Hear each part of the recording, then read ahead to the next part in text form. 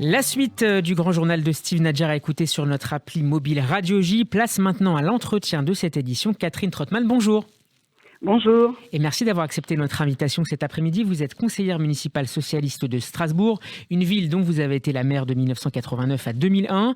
Vous avez également occupé plusieurs fonctions ministérielles, notamment comme ministre de la Culture du gouvernement de Lionel Jospin. Catherine Trottmann, la municipalité verte de Strasbourg a adopté dans la nuit de lundi à mardi une motion sur l'antisémitisme, un texte qui ne reprend toutefois qu'une partie de la définition de cette notion par l'Alliance internationale pour la mémoire de l'Holocauste. Pourquoi un consensus n'a pas pu être trouvé sur cette question? Alors en effet, nous avons débattu pendant plusieurs jours pour aboutir à une forme de texte consensuel qui à la fois reprenne les termes mêmes qui sont courts et qui définissent le point de vue des victimes d'antisémitisme, et puis la question des exemples a divisé le conseil municipal. Moi, j'ai voté comme les Républicains, comme les collègues d'En Marche avec mon groupe, la définition en son entier en proposant un plan d'action. Parce que je pense que cette définition a l'avantage de nous inciter à travailler de manière extrêmement précise pour nommer, pour constater les faits, pour pouvoir rassembler les données, pour pouvoir écouter les victimes et pour pouvoir aussi agir par l'éducation, la formation auprès aussi bien des élèves, des jeunes que évidemment aussi des forces de sécurité. Et donc, moi, ce qui me désole dans ce débat, en un mot, c'est qu'on parle plus de la controverse sur cette définition qu'on ne parle de son objet, c'est-à-dire comment aujourd'hui on lutte contre l'antisémitisme sous sa forme nouvelle, qui est de pouvoir en quelque sorte dédouaner certains propos, certaines insultes, certaines actions, parce qu'elles seraient au fond une expression ou liée à une critique de l'État d'Israël. Alors je pense justement, qu'il faut dénouer les choses. Catherine Trottmann, vous avez vous-même, en tant que présidente du groupe socialiste, présenté un texte qui reprenait sans réserve la définition de l'IHRA. Du côté de la majorité, on dénonce une volonté de l'opposition d'importer le conflit israélo-palestinien à Strasbourg. Que leur répondez-vous? Eh bien, je réponds que non, parce que précisément, ce que j'ai apporté dans ce texte que j'espérais commun et unanime, c'est l'histoire des Juifs d'Alsace. C'est l'histoire des Juifs de Strasbourg, les Ashkénazes, puis les Séfarades, qui sont les Ashkénazes là depuis tellement longtemps, tellement présents, mais qui ont connu aussi les pogroms, qui ont connu aussi l'extermination, qui ont connu la Shoah, qui ont connu les camps. Et donc, nous sommes proches, c'est une seule société alsacienne.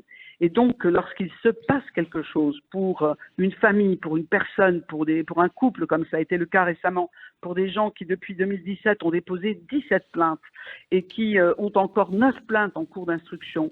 Et ce que j'ai regardé dans le détail concernant ce couple, c'est qu'en effet, on n'a pas compris ou détaillé ce qui relevait effectivement d'insultes et d'agressions antisémites. Alors vous faites référence justement à un couple pour nos auditeurs, un couple de retraités alsaciens. Il y a une enquête du site Rue 89 Strasbourg qui vient de paraître sur la question. Ils ont fait l'objet de menaces de mort anonymes, de croix gammées, d'insultes antisémites.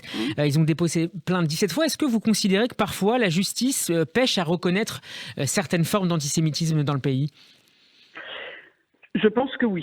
J'ai écouté le débat à l'instant à propos de Sarah Halimi et je voudrais juste ajouter ceci.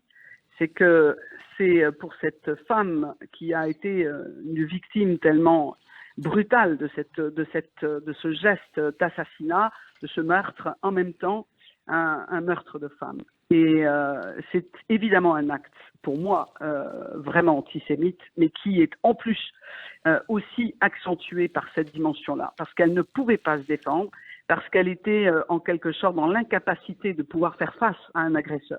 Et donc, c'est aussi cela que j'ai voulu dire dans la motion, c'est que s'il y a plusieurs formes de racisme, de discrimination, lorsqu'elles ont abouti à tuer des gens ou à s'en prendre à la vie ou même au patrimoine, aux biens, aux lieux cultuels, comme c'est le cas pour malheureusement aussi nos cimetières, eh bien, cela veut dire qu'on s'en prend en quelque sorte à l'humanité. C'est un déni d'humanité. Mais ce qui est particulier pour nous en Alsace et à Strasbourg, c'est que nous avons cette présence d'une communauté qui a vécu, et c'est malheureux pour notre ville, un nombre d'actes de plus en plus important. Et regardant les statistiques, je me suis rendu compte que 2/3 à peu près des actes commis ne font pas l'objet de plainte, ne sont pas signalés. Donc, alors, dans le cas de cette dernière affaire, le procureur de la République de Strasbourg indique qu'il manque d'éléments substantiels pour aller plus loin. Alors, c'est la raison pour laquelle je pense que cette définition est extrêmement précieuse parce qu'elle permet de qualifier. Et elle ne remplace pas, évidemment,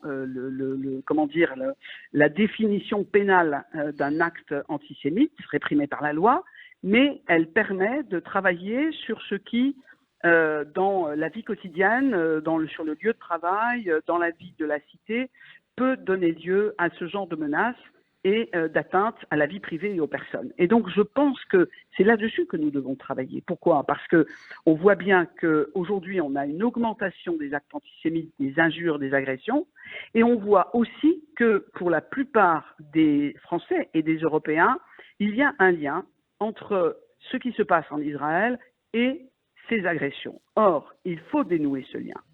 Parce que ce n'est pas parce qu'on critique, et la définition le dit bien, à un moment donné, c'est une liberté fondamentale, qu'on critique les politiques de l'État d'Israël comme de tout État, eh bien, on ne commet pas un acte antisémite. Donc, il faut pouvoir déterminer ce qu'est un propos, un acte antisémite. Une dernière question. Je pense que c'est ça vraiment le lieu du débat, et c'est là-dessus d'ailleurs que la difficulté a été posée. Catherine Trottmann, le 22 mars déjà, la mairie dirigée par Jeanne Barzéguian refusait d'adopter cette définition de l'antisémitisme de l'IHRA au cours d'un conseil municipal marqué par ailleurs par le vote en faveur d'une subvention de 2,5 millions d'euros en faveur de la construction d'une mosquée soutenue par l'association d'origine turque Miligros. On ne va pas revenir sur cette affaire précisément, mais dans une interview que vous aviez accordée aux dernières nouvelles d'Alsace, vous regrettiez d'une part une rupture d'égalité et vous disiez il faut éviter de fracturer la ville sur des questions religieuses.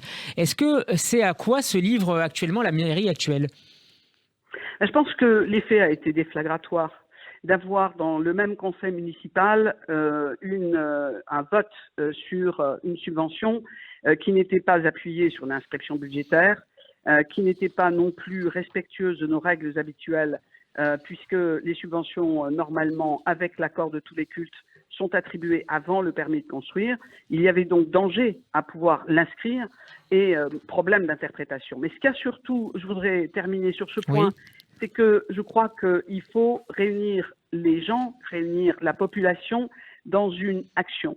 Et la réunir dans une action, c'est donner à la définition telle que je l'évoquais, une capacité, comme elle le dit d'ailleurs, opérationnelle, puisque caractériser, récolter les données sur l'antisémitisme, prendre en compte le point de vue des victimes, les écouter. Je prends un exemple. Est-ce que parce que Viktor Orban aujourd'hui en Hongrie commet des actes qui sont contraires aux valeurs européennes et aux lois européennes en matière de droits fondamentaux, est-ce que ça nous autorise à nous en prendre à des ressortissants hongrois ou à des Hongrois ou qui ont été d'origine hongroise ou qui auraient un lien avec la Hongrie? Non.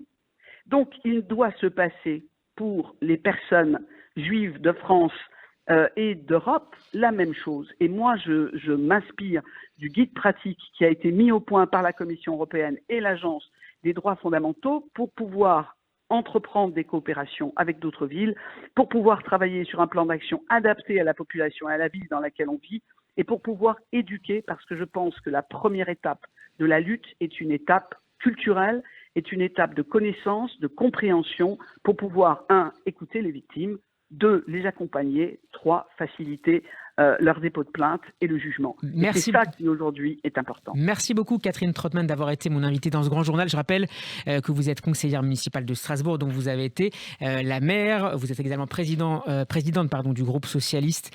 Je vous souhaite de passer un bon après-midi. Votre interview est à retrouver en podcast sur radioj.fr et sur notre page YouTube. À très bientôt sur Radio J. Merci beaucoup.